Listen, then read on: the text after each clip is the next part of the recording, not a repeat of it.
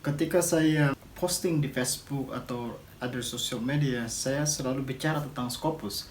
Untuk para academician mungkin ini sudah sangat familiar di kacamata mereka, namun untuk non-academicians atau non-scholars ini suatu hal yang mungkin sedikit membingungkan. So, in this video I'd like to describe about this.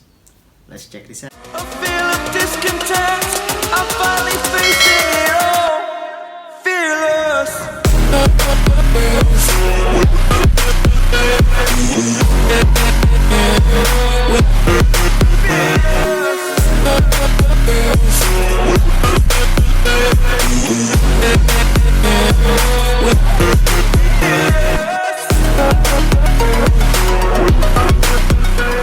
Scopus itu bukan permen, bukan makanan ataupun minuman.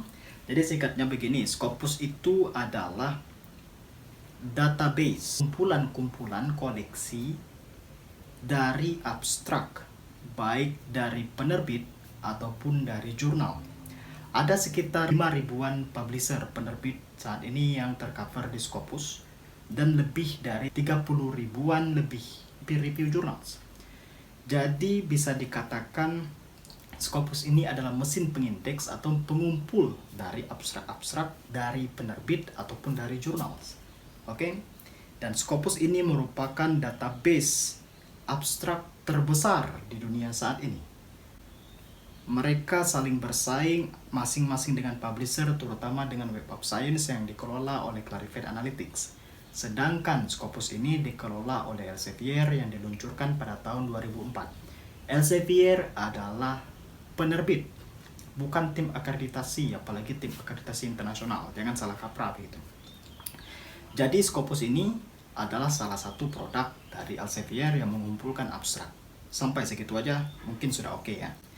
Jadi Scopus ini mengcover ada 4 content.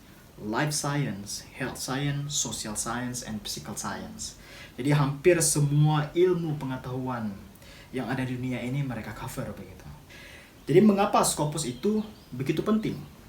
Karena Scopus ini mereka mengukur kualitas baik dari jurnal yang tercover, baik dari performance institusi dan penulis ataupun si researcher ataupun si authors begitu. Apa yang mereka ukur? Mereka mengukur jurnal dilihat dari impact factor.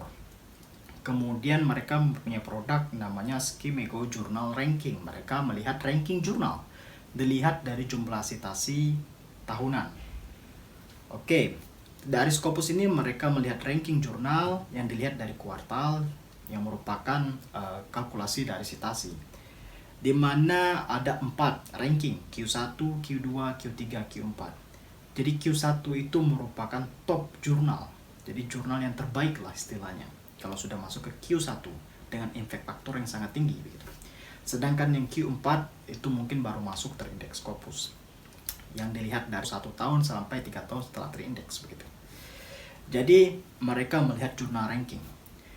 Nah, bagaimana melihat performance institusi ataupun author?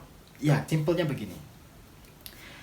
Untuk saat ini jumlah artikel yang dipublikasikan oleh si peneliti ataupun si pendidik edukator ataupun si penulis, mereka publish atau menerbitkan hasil riset mereka atau hasil ide mereka di jurnal yang terindeks Scopus. Simpelnya begitu. Dan itu akan menaikkan H-index dari mereka.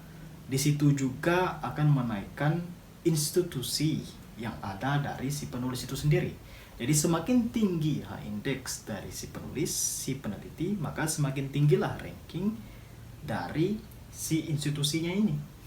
Jadi mengukurnya begitu.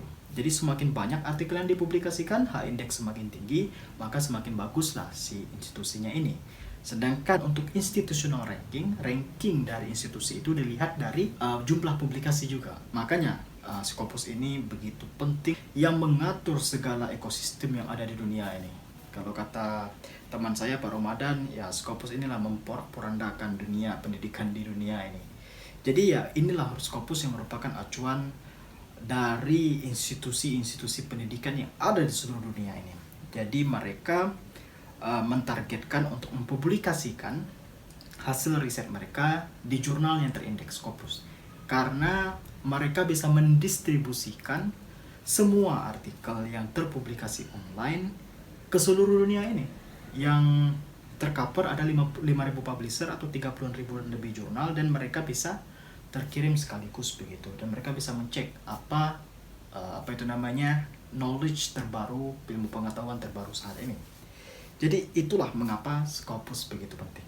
Jadi kalau misalnya jurnal terindeks di Scopus itu merupakan suatu hal yang luar biasa. Karena apa? Karena tim Scopus itu mereka mempunyai tim seleksi melihat dari technical problem, kemudian dari scientific quality juga.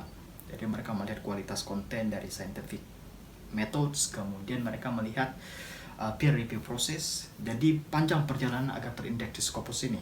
Ada sekitar 2 tahun sampai 3 tahunan lebih biar terindeks di Scopus ini. Jadi tidak gampang untuk memasukkan jurnal di Scopus. Jadi merupakan suatu kebanggaan tersendiri. Dan untuk penulis yang bisa publish di jurnal terindeks Scopus juga merupakan kebanggaan tersendiri. Karena tidak gampang untuk publish di jurnal-jurnal yang terindeks Scopus ini. So, begitulah tentang Scopus.